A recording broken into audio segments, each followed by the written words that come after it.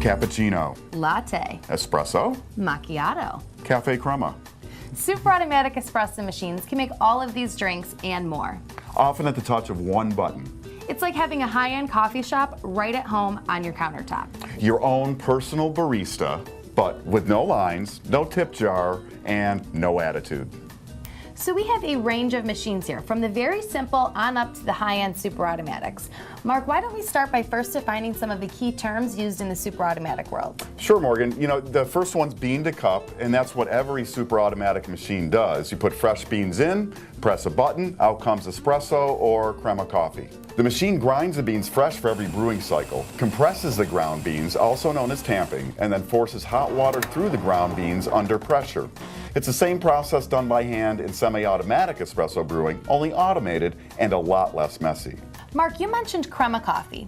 Now, for those of you that don't know, crema coffee or cafe crema is similar to drip coffee, but it benefits from espresso's pressure brewing process.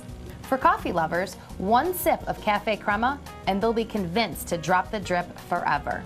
Another term you'll hear a lot is brew group. Now that's at the heart of every super automatic machine. That's where fresh ground coffee is compressed and brewing actually takes place. After brewing is complete, the brew group deposits the puck of used coffee into a dredge drawer. Now on most machines, the brew group is removable and should be rinsed once a week or so, just with plain tap water. There are a few machines, notably a number made by Jura, in which the brew group is not removable. So on those, the machine will work to keep the brew group clean, generally with the aid of a cleaning tablet that needs to be run through the machine every so often. Another term is one touch. If a machine is classified as one touch, it means it can make milk-based drinks like a cappuccino, latte, or macchiato at the touch of a single button without moving your cup. Milk is steamed or frothed automatically and delivered to your cup along with your espresso. There are other machines which also steam and froth milk automatically, but they'll use separate spouts, requiring a user to move the cup between spouts. Auto frothing machines always have an external milk source.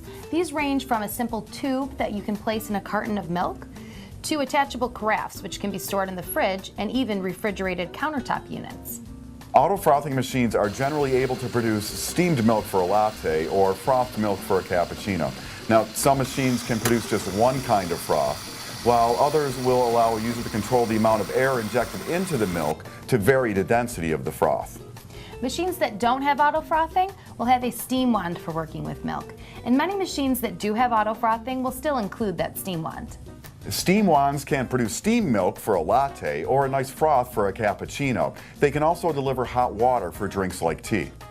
Frothing milk with a steam wand is a skill that requires practice, but luckily most machines come with a Panarello-style steam wand. Yeah, those Panarello wands, they make it easy for beginners to produce a nice froth by injecting the proper amount of air into the milk during steaming. Mark, let's talk about how these machines create hot water and steam. They generally use thermoblock systems, which will heat small amounts of water very quickly. Yeah, from turn on to ready to brew, you're looking at generally about a minute. Now, some machines are going to have one thermoblock and some are going to have two. The advantages to having a machine with two thermoblocks is that it's ready to steam immediately after brewing. With a single thermoblock, you're generally waiting about 40 seconds between the brewing and steaming process. In a bean-to-cup system, you're always brewing from whole beans that are freshly ground in the machine's grinder. Now, there are a few different styles. Yeah, you've got metallic burr grinders right up through ceramic grinders. Now, the ceramics are generally considered better as they generate less heat when grinding and leave more flavor in your coffee. You'll also have control of the grind, going finer for espresso and coarser for long coffee. Now, machines do differ in the degree of control a user has over setting the grind. Now, most all machines will have a bypass doser. These allow you to use pre-ground coffee. Handy if you have guests over and someone would prefer a decaf. All machines have a water reservoir. Some can be removed from the side, some from the front, some from the top. Now, in some you can tell at a glance how much water is in there. Others you have to remove to see the water level. Most machines will accept a water filter, and we highly recommend using one. Yeah, cleaner water means better tasting coffee, but just as important is using a filter to properly maintain your machine. Over time, calcium deposits will build up in the machine and require descaling. But if you use a filter, you can extend the time between those descalings. In fact, Jura makes a filter for some of their machines, which if used as directed, will eliminate the need to descale.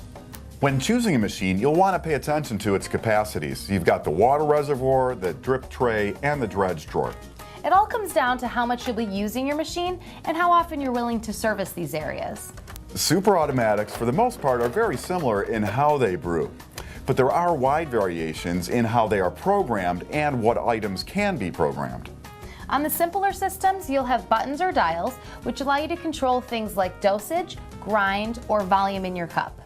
And then on higher end systems, you'll have full color displays, multi-user programmability, and very, very fine control over every aspect of the brewing process. Many machines have cup warmers. There are two varieties, passive and active. An active system uses a dedicated heating element to warm cups. A passive system uses residual internal heat and takes longer to work. So if you like your coffee really hot, you may want to consider a machine with an active cup warmer. So that's a basic overview of the capabilities and features of super automatic espresso machines. On our website, you can find a listing of each machine's features on its product landing page, or use our Compare-O-Matic to generate side-by-side comparisons. Yet these machines are really capable of producing all your favorite coffee-based drinks. It really is like having a barista on your countertop. If you have any more questions, feel free to give one of our friendly espresso experts a call. They'd be happy to help. I'm Mark. And I'm Morgan. Thanks for watching. Whole Latte Love is your source for expert coffee information with more than 200 videos including how-tos, recipes, machine comparisons, maintenance, and more. Join us on Facebook for more expert advice and coffee lovers fun.